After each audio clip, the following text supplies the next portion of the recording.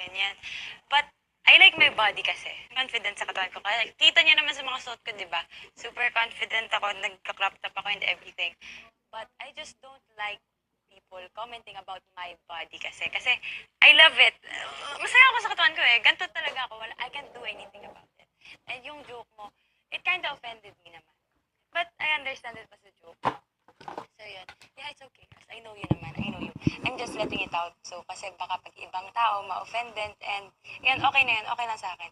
Pero yun, I just don't really like it pag nagko-comment sila sa akin, sa pagiging flat ko. Kasi even outside this PBB, ganun talaga yung nagiging joke sa akin. Pero yun lang. Not just pag flat ka, pag kahit ano pang body type yan, let's not comment or make jokes or make fun. Yeah. About Ayan, kasi hindi naman nila mabago yan eh. It's not a choice. Especially, it's kind of the private part na din ng babae. So, ayan, it's really okay. Okay lang. I understand. Okay lang. Kasi it's okay. It's okay. Sa joke na yun. Hindi ko Okay lang, talaga. promise. Request ko na lang po sana na if ever na di po nyo nagustuhan yung ganung bagay, like, diretsuhin agad. Huwag na lang siguro patagalin. Like, wag mo i-joke yung ganito yung ano ko, wag kang mong i-joke yung ganito ko. Yeah. And, Hazel, sorry po talaga sa, yun, in-explain, sinabi ko naman kanina na, nagmamarunong, sorry kung sa tingin nyo nagmamarunong ako, alam ko lahat. I'm sorry talaga, Hazel, kasi, talaga, pressure din ako eh. Nag-pressure din ako sa, Gusto mo nang yun yung sabi mo, first day pa lang naman. First day pa lang naman, opo, kasi hindi talaga natin alam kung ilang araw ang ibibigay ni Kuya. Hindi natin alam kung hanggang kailan ibibigay yung takdang panahon, yung isasabihin ni Kuya na ngayon na ang takdang panahon para tumawid kayo sa bridge. Tapos, hindi natin alam kung mabibili natin lahat ng gamit natin. Kaya yan tinatry kong madaliin para kahit pa paano malaman natin kung ano yung kulang sa bridge natin. So, tapos na yung bridge. And, ano pa ngayon yung yun nga, yung laging tama yung sa dito sa PBB. I'm sorry kasi yun kasi, lalo na yung sa pool, yun kasi yung nabasa ko eh, pag naliligo, pag swimming, hindi na pwede, okay lang hindi magsuot ng lapel. Tapos nakababad kasi yung katawan ko, tapos yung pagkakalam ko, hindi tama, gagamitin yung lapel, tapos igaganon. Yun yung pagkakalam ko, sorry talaga. Yun yung pagkakalam ko na bawal yung ganon. Kaya sabi ko sa'yo, hindi naman yung ang pagkasabi ko sa'yo, hindi, andito ako lang, magana, hindi naman ako gano'n. Sabi ko na, paano yun, nakalusob yung kalating katawan ko, alam nga naman, magsusuot ako, mababasa. Di ba sabi ko sa'yo, gano'n talaga pagkasabi ko, alam ko pa yung pagkasabi ko. Di, nakalusob yung ano ko, nakalusob yung nakaganito ako, parang nakaupo ako, nakaganito ako. Tapos nandito ka, baka iba. nag-uusap tayo. Yun yung time na nag-uusap tayo. Tapos si Hazel andyan. May naalala ko pa yan. Iba yung nasa. Meron yung nasa beach. Parang, Yung Naligo na tayo. iba din parang Hindi, yung ibig niyo sabihin ata yung sa pool. yung sa pool. Yung sa pool. Pero may sasabihin din sa ila about sa... And then wait po, sorry po. And sorry po talaga. Sorry po talaga kung na-feel niyo na sorry po talaga girls, kung na-feel niyo na feel niyo na nagmamagaling ako, nagmamarunong ako. Sorry po talaga. Yun lang po talaga ang naiintindihan ko sa rulebook. And sorry kung hindi ko tinatanggap yung mga advice ninyo. I'm sorry. And may ano pala kami nakalimutan yung boys. Yung sabihin, Hazel, every time mag-cook po kayo, wag mo sana yung paglabas namin ng kwarto sa simangutan ho kami. Like, nagulat kasi kami, every time naluluto ka, para baga, napipilitan ka lang sa paggawa ng ganung bagay. Ginaganunan mo kami, hindi mo kami pinapansin. Ang gustong tumulong ni Liufer, parang sinabihan mo, wag na. Tapos parang, nagtataka kami kung gusto mo ba talagang gawin yung pagluto or hindi. Tapos basta kung if ever na hindi mo naman gusto yung pag luto, magsabi na lang siguro. Sorry ha. Sige, go. Siguro napapansin niyo kung hindi ako masyadong bumalik kasi regla ko. I'm sorry kung di ko sinabi sa kasi lahat kayo nasa labas eh. Ayoko i-distract kayo. Ayoko. Tapos yung mga girls andun sa kwarto din, ay, parang ayoko silang gustong ano ba, disturbuhin ba, ganun. Kasi nga, di ba, nagluluto ako. Tapos, thankful ako kasi dumating si Leoford, tinulungan niya ako dito sa mga gawain. Kahit hindi ako masyadong nagsasalita kasi gusto ko na din mag-shower eh. Pero pinapaubaya ko sa iba. Kasi yung iba gusto din mag-shower. Ang sa akin lang, gusto ko muna i-arrange yung dito sa loob kasi kayo lahat andun sa labas. Walang nagwawalis dito, walang naghugas, ako yung nagluluto, ako yung kahit nilalamig na yung kamay ko, tinitiis ko. Pero hindi naman ako nagsasabi nag-complain ako, ganun, hindi. Sa akin lang na, ayoko kayong istorbohin, ganun, yung sa pag-workout nyo, gusto nyo ganun, ganun. Tapos, hindi ko ina-expect kanina, bumalik yung regla ko. Parang, tapos, hindi pa ako nakasuot ng nap eh. So, parang, feeling ko gusto ko na talagang mag-shower, pero parang may gusto pang mauna. Tapos, yung mga boys, pumapasok na para gusto mag-shower. Tapos, kayo na din, nag-sorry ako kay Chico, kasi hindi ko naman talaga alam na nag-line na siya. Nung andun pa kayo sa labas, gusto ko na talaga mag-shower eh. Pero, hindi ko alam na naunahan na pala ako ni Chico at saka si Ella. Pero, nung kanina, nung hindi ko pa nakita si Chico, sinabi ko na kay Ella na pagkatapos na ako yung sunod. Kasi hindi namin alam na, yes. Walang nakapila. So, sorry kung nakita nyo kanina na parang ayaw ko nang gumawa. Nagkaroon lang talaga na wala ako sa mood kasi raid days ko eh. Pero alam nyo naman, di ba, kapag medyo nawala yung sakit, tumutulong naman ako. Di ba, yun nga yung sabi ni Kyron, kahit may regla, go pa rin. Ito lang talaga. Sorry kung hindi ko sinasabi sa inyo na ganito ako kapag may raid days ako, parang wala ako sa mood na ganun. Ang sa akin lang, may isang tao ba na gustong tumulong kahit hindi ako nagsalita? Yes. Yes, yun lang. May problem, magsabi talaga agad. Kasi di yung nagugulat kami na tinatarayan agad kami. Like, nagulat kami ni Chris Mark kasi sabay kami ni Chris Mark lumabas. Tapos biglang, nakaganon ka lang sa amin. Tapos parang, wow. Sorry Nagtaka talaga kami. Kaya okay lang yun. And hindi rin namin alam yung pinagdadaraanan talaga ng babae pag may regla kayo.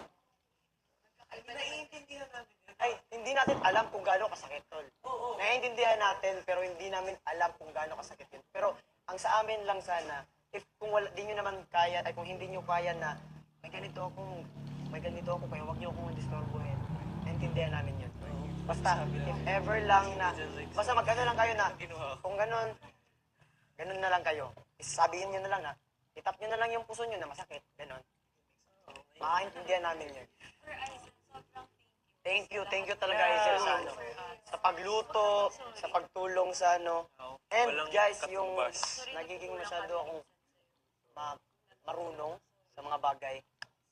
Kaya nga po, isa siya sa rason bakit ako naging tahimik kahapon.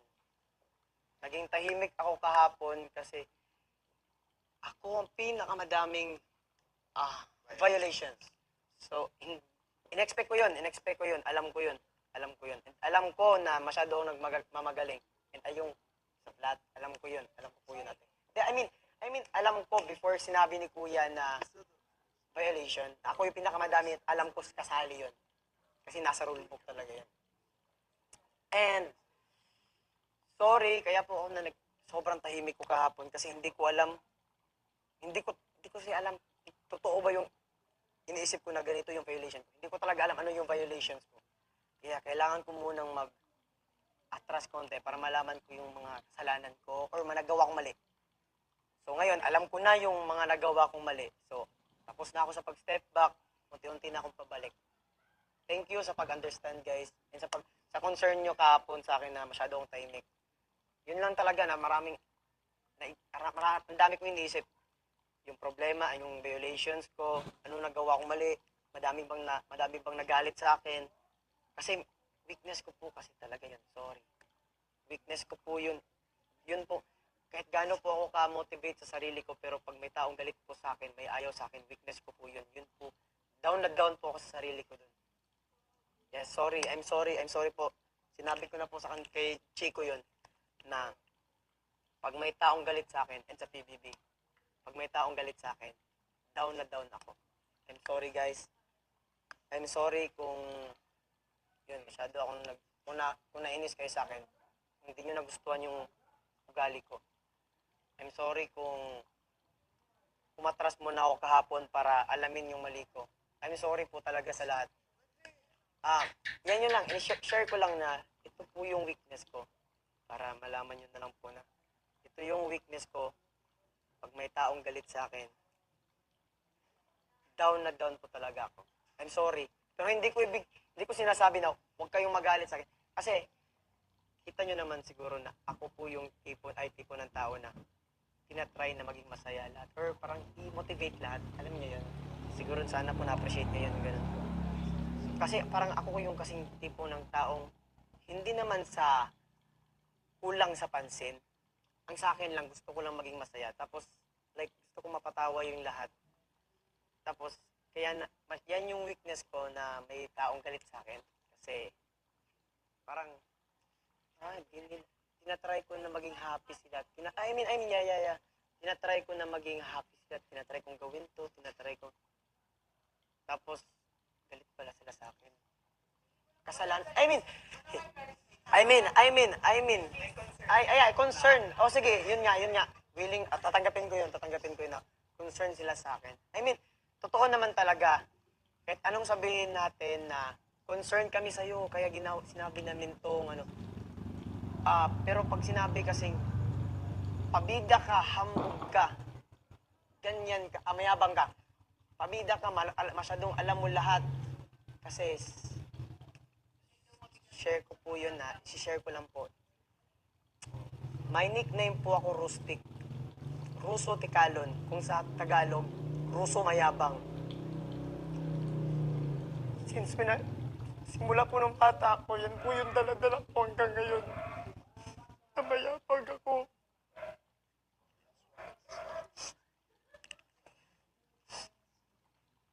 Kaya sinabi ko kay Chico na salamat kasi naintindihan mo ko, bro. Kung ganito ako maglakad, ang daming galit sa akin, tol. Ang daming galit. Ang daming taong ayaw sa akin, tol. Sa Jensan, isa ako sa pinakaayaw ng mga kabataan. Pinakaayaw ng mga tao. Yung kaibigan na, yung kasama ko lagi na akala ko, kaibigan ko or pamilya ko, yung mahal na mahal ko sila kasi kaibigan ko sila eh. Pero yung hambog pala yung tingin nila sa akin, mayabang pala tingin nila sa akin. Alam ko dapat di ko sila pinapansin eh. Hindi ko talaga matago. Normal lang talaga. Tao ako, masasaktan ako. Weakness ko po talaga na masabihan na pabida. Mayabang, tinatanggap ko na mali ko yun. I'm just trying na mapasaya yung lahat. Or, hindi mahirapan lahat. Hindi kayo mahirapan. Hindi kayo maganito, hindi kayo maganyan, hindi kayo maganyan. Kasi ako yung tipo ng tao na okay na sa akin, na ako yung masugatan, ako yung lahat, ako yung mahirapan, ako yung magutom, ako yung lahat. Basta wag lang yung iba. Kasi lagi ko po iniuna sa kapakanan ng iba. I'm sorry, naging mayabang ako dito sa loob ng bahay. I'm sorry. Yun lang, gusto ko lang i-share na akala ko nakalimutan ko na yung wala na yung Rustic na nickname ko. No, it's okay. Salamat kasi na sinabi nyo. Gusto ko lang naman talaga i-share. Na yun, bata pa lang ako, Ruso Mayabang na yung tawag sa akin. Bata pa lang ako, pabida na tingin sa akin. Yeah. And thank you, Hazel, sa pagsabi sa akin nun. Thank you. naalala ko lang yung mga, maraming salamat. Sobrang maraming salamat, Hazel. Naintindihan kita. Tinatanggap ko yung pagkakamali ko. Hindi po ako marunong na magalit sa isang tao na sinasabihan ako ng ganun. Hindi po, ay huwag ka mag-aalala, Hazel. I love you, Hazel, so much. Sobra. Mahal na mahal ko kayo. And yun, guys, I'm sorry. I'm sorry kung masyado akong naging mayabang, naging pabida. Akala ko tama ako. Akala ko alam ko lahat. Yun. I'm sorry. I'm sorry talaga. I'm sorry kung ganito ako. Kaya, sana magkaintindihan nyo kung bakit ako mag-step back muna. Atras muna ako konti para at least kilalanin ulit yung sarili ko or adjust muna ako. Sorry ko, huwag mo po sana akong hanapan at sabihan na hindi ikaw yan. Russo, kilala kita, hindi ikaw yan. Kasi kilala yung sarili ko. Pag nagkakagawa po ako ng mali, umaatras po ako muna konti para alamin ko po yung pagkakamali ko. Thank you, boys, kasi naintindihan nyo ako, boys. Thank you, Chico, Justin, Chrismar, Kyron, and your friend, especially Justin. Thank you so much. And Kobe, yeah, nakwento ko kanina. I'm sorry, bro. I'm sorry, bro. Oh, I'm sorry. I'm sorry, yeah. Nakwento ko yan sa kanina. Ito yung kwento namin sa loob ng room na pinapasok tayo. So, okay lang. Huwag ka po kayong mag-sorry. Gusto ko po magpasalamat. Ay, yeah, I know.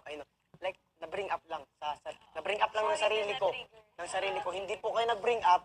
Ako po nag-bring up. Maraming salamat po dahil yun. Kasi hindi naman tayo makaka-move forward kung hindi natin tatanggapin yung pagkakamali.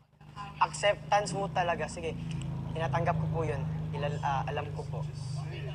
Yeah. Just sabihin nyo lang kasi hindi namin mamumove on.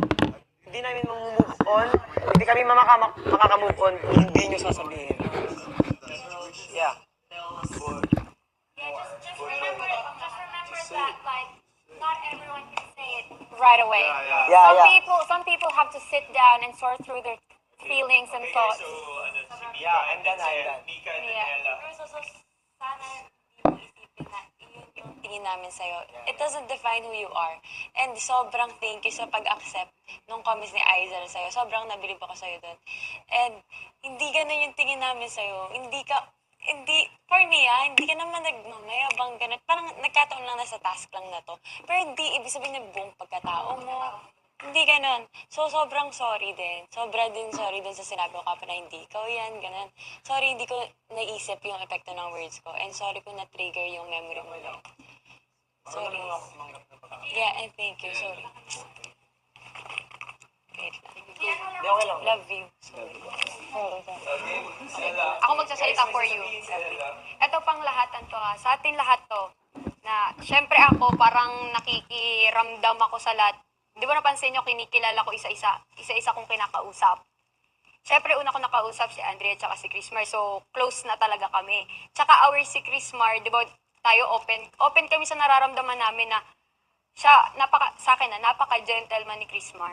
Kasi inaalam niya muna kami minsan ni Andrea may napapag-usapan kami na girls talk, nakikiramdam muna siya na lumalayo talaga siya, tapos sasabihin namin, bakit? Kasi usapang babae yan, nakakahiya, ganun. So, para sa akin, thankful ako na si Chrismar, inalagaan niya talaga kami. At saka, nire-respeto niya yung, namin ni Andrea, yung pagiging babae. Tapos, ito, di ba, pagpasok ko, sobrang thankful ako kay Rose kasi siya talaga yung pinaka nag-welcome sa akin. Siya talaga. Like, yung parang inaano niya ako through coffee, yung sa pagkain, yung mga ganyan. Tapos, eto napansin ko sa lahat. Di ba napapansin nyo, tinatanong ko kayo, okay lang ba na may kumakain ng ganito sa food? Okay lang ba ng ganito? Tapos, di ba si Chico at si Kobe, sila talaga yung nilalapitan ko na saing para, di ba lahat may ginagawa. Tapos si Kyron at si Rose, willing silang matuto sa pagluto. Parang tumatabi sila sa akin, inaalam nila yung ginagawa. Tapos si Andy, sinasabihan ko siya, Andy, gusto mo, turuan kita mag-chop para marunong din siya. Tapos yung mga Bagets nga, yan, si Gian tsaka si inaano ko din sila para may alam din silang gawin. Tapos si Hazel, believe na ako, alam na niya naman na lahat ng gawain, hindi na kailan. Tapos si Mika, sabi ko, Mika, gusto mo din ba na di ba tinuruan kita na mag-chop din? Yung ganon. Tapos para gusto ko lahat, kasi baka mamaya kasi ito nasa isip ko, what if naman kung ibase sa household chores na tayo? Paano yung mga guys? Paano yung ibang tao na hindi pa marunong? So gusto ko, hindi naman sa nag-ano ko, gusto ko, alam niyo din, yung syempre ako may, kumbaga sa akin, hindi naman sa, alam ko na lahat, gusto ko lang i-share yung alam ko para alam niyo din. 'Di ba? Nagegets niyo naman, 'di ba? Tapos, syempre, ako nagtatanong din ako, sino marunong magluto, yung ganyan, para share tayo ng, 'di ba, ng mga kaalaman natin. Wait lang, nilalamig ako, guys. Oo. Tapos, 'di ba yun nga? Tapos ito nga, boys, na 'di ba nung parang yan, yung pumasok ng si Leofer, tinanong ko talaga siya, nagluluto siya, ganito, ganyan. So parang, ikaw, Leofer, para hindi niya maramdaman na bago lang siya, wala siyang alam sa atin lahat. Inano ko talaga siya, chinika ko siya ng chinika. Alam niya yan, alam ni Dong yan, na hindi ko siya iniwan nung araw na yun. Tapos si Ali din, gusto ko din na sabi ko, magluto din siya, yung ganyan. Wait lang. Di, para kita nyo lahat. Para kita, okay lang. Tapos, ito, dito tayo pupunta, di ba, parang, syempre, meron tayong nagkasabay-sabay live stream, yung paggawa sa activity area, naiintindihan namin ni Hazel yun. Naiintindihan namin dalawa. Kasi kami yung lagi natitira dito Kaming dalawa talaga. Na, merong magla-live stream, meron din mag-ano sa activity. So, sabi ko, makakalimutan natin ang gawaing bahay. Makakalimutan natin ang gawaing bahay. So, sa amin, hindi naman kami nagre-reklamo ni Hazel. Parang nagkusa na kaming mag-ano dito para if ever na wala tayong problema sa gawaing bahay. Yung ganon. Tapos ito sa hygiene naman tayo pupunta. Sa hygiene tayo pupunta Siyempre, naiintindihan natin, yun nga, sa hair fall, yung mga ganyan. Justin, naiintindihan namin yun. Pero, yun yung naiintindihan ko yun, yung may minsan hindi talaga natin may iwasan na merong buhok na malalaglag. Ito lang, Justina. Hindi lang naman ako, lahat kami. Lang natin parang i-mention. Like yung parang kailangan, kasi wala ako nun nung nangyari yun Nakwento lang Nakwento lang, di ba? Wala pa kami nun, nasa isolated pa kami. So parang nakikibalita ako, ano nangyayari dito, yung ganyan. Yung like yung, di ba, yung sa hair, yung parang i-announce pa na kanino to, ganito, yung ganyan. Parang syempre, nakakahiya din naman. Totoo din naman. Oo. I can't identify. But my point is that Oo, maging malinis. Naiintindihan Self-check. kita doon. Naiintindihan kita doon sa part na yun na maging malinis lang talaga. At syempre, para sa akin na medyo nakakahiya din. Kahit sabihin ko hindi akin yon, halimbawa, sa kanya yon, parang ako ang mahihiya para sa kanya kasi babae. Mali din namin yun. Naiintindihan kami, Justin. Sobra akong nagpapasalamat kasi nire-remind mo kami sa hygiene lagi. Tapos ito napansin ko, hindi lang naman ako nakapansin. Lagi din naman sinasabi, walang naglilinis ng CR. Walang naglilinis. Na-gets nyo? Walang naglilinis. So, si Justin nga daw, naglinis si Justin. Naglinis ako kanina. Siyempre, alam na ng mga boys yon kung ano yon. Alam nyo na yon sa sarili nyo kung ano yung mga nalinis ko. Maybe they don't know. That's why we need to tell them. Yeah. Buhok. Basta buhok. Where? Alam nyo na yan. Buhok. Alam ko naman kasi yung buhok na buhok dito. You have to tell them exactly because they have no idea. Mga pubic. Yan. Yeah, they don't see that. Ay!